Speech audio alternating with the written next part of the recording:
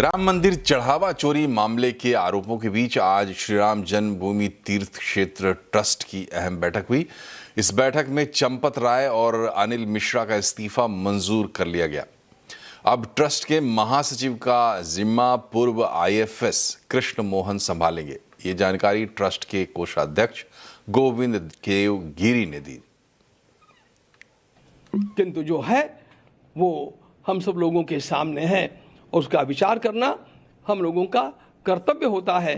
इसलिए हम लोग नियत तिथि के भी कुछ दिन पहले आज बैठ करके गहन चिंतन में डूब गए, दुख में डूब गए। और इस स्थिति में हम लोगों की एक अनिवार्यता थी कि कुछ वातावरण जो निर्माण हुआ है उस वातावरण के चलते हम लोगों को हमारे महामंत्री महोदय ने और हमारे एक न्यासी महामंत्री श्रीमान चंपत राय जी और न्यासी अनिल जी मिश्रा, इन दोनों ने त्यागपत्र प्रदान किया है। और जी और यह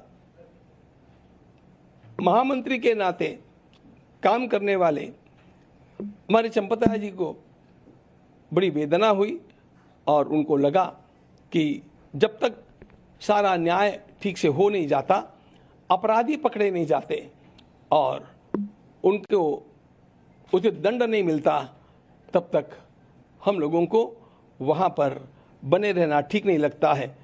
ये सोच करके उन्होंने स्वयं ये त्यागपत्र दिया।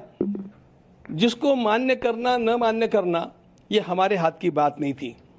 के पराशरन जी ने एक बड़ा सुंदर मुद्दा सामने लाया कि संविधान के अनुसार, इस न्यास के बने हुए कॉन्स्टिट्यूशन संविधान के अनुसार त्यागपत्र देते ही वह स्वीकृत माना जाता है और इसलिए हम लोगों के पास अन्य कोई चारा ही नहीं था। बैठक के बाद राम मंदिर ट्रस्ट के इंटरिम महासचिव और पूर्व आईएफएस कृष्ण मोहन ने क्या कहा, आइए सुनते हैं। इस प्रकरण में जो हुआ है उससे हम सभी आहत हैं, सभी को कष्ट हुआ है, राम भक्तों को कष्ट हुआ है।